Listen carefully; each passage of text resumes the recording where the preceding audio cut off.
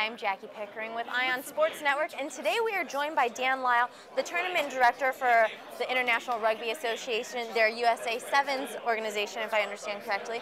Now, Dan, can you give me an overview of this kind of complicated, something being brought over to USA? Tell us a little bit more about this. Sure. Rugby's played either 7-on-7 or 15-on-15. Most people that have seen it in America would have seen the 15-man game, 80 minutes long, war of attrition, really gladiatorial, bang, bang, and so forth. The All Blacks versus England and so forth. Sevens is a pared-down version of the game. 7 men on the field, 14-minute halves, 20 minutes long, and then there's another game and another game. It's perfect for the American attention span. Every 20 minutes there's another game. And so we've been asked by the International Federation, as part of a World Series of 7, 8 tournaments, to grow the game in America. And so we just had our second-year event in Petco Park. We're the 4th stop on this 8-stop series, and we had 40,000 people at Petco Park where the Padres play, and we're really on our way to growing this what is called abroad the world's contact sport. We play football, they play rugby. Now, besides the fact that there's a smaller amount of players on the field, are the rules any different? I mean, as far as you see the National Football League versus the Arena Football League, completely different sports. Is it something like that, where it's completely different from the regular 15-on-15? It's the great part about the game. In the sevens game, there's still the scrums and the lineouts and so forth. Just 7 less people. Think of it as 7 option quarterbacks running up and down the field, pitching the ball back and forth to one another. It's just an easier game to see and understand for those that maybe haven't been indoctrinated to the game or haven't seen it on television. So that way, and it's also because of every 20 minutes, it's easier for television. You can put commercial breaks. You can put ad spots in. You can do a lot of things. And in a lot of ways, the world is not made up of hulking big human beings. The game is some populations have smaller people, some have taller people, some have wider people, and sevens is a game for the quick and the fast. So you can be tall and wide and quick and fast, or you can be short and quick and fast. And so the Asians can play with the Africans, and the Africans can play with the South Americans, and the South Americans can play with the North Americans. So it's a more universal game in that scope. Now, as tournament director, what are the expectations asked from you? The expectations for me is make a lot of money for them. Isn't that the expectations for everybody for here? Everybody. Rugby is not unlike every other sport. It's an event, it's a product, and so you have to sell it. And so my job is to bring the commercial aspects and the operational aspects together in a new environment, i.e. the United States.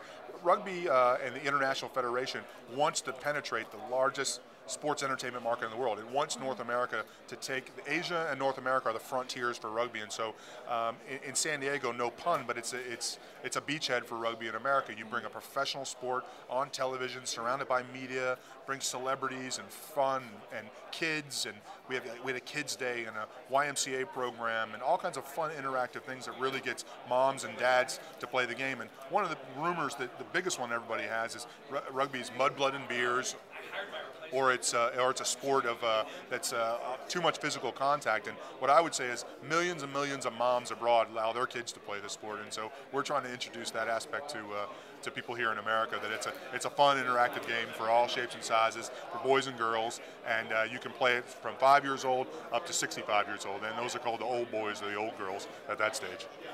Now, ambition-wise, where would you like to see the USA7s in 5 years from now? Well, 5 years, we'd like for it to have begun to penetrate the media and the high schools and the Parks and Recs departments, so that it's easier and more accessible to everybody.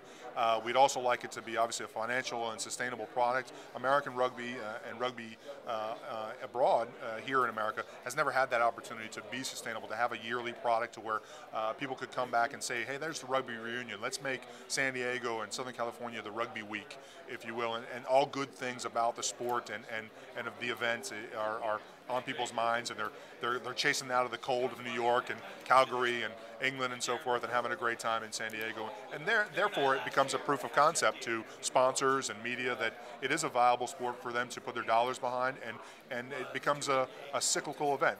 You flow the money into the top of the sport, that then breeds money that can go into the youth part of it, and you're producing the players of tomorrow, and it just becomes one of those great dynamics that all sports have become, particularly our traditional sports. But first and foremost, rugby is the root of American football. It was American football before it existed, so it's unique, yet it's authentic at the same time. The first game, the Harvard-McGill football game, was really just a rugby game, and Walter Camp was a rugby coach, and Naismith, who invented basketball, was a rugby guy, and all those things come out when you see those sports. And so as Americans understand that, and they see the game of sevens particularly, although 15s is dear and dear to my heart, and it's not one versus the other, they'll be able to see how fun and interactive the game is. Well, Dan, thank you so much for taking the time with us, and hopefully, rugby will get to that upper echelon of sports out here in the USA as it is over in Europe. Thanks for giving us the opportunity to talk about it. Absolutely, thank you. Good. Thanks so much.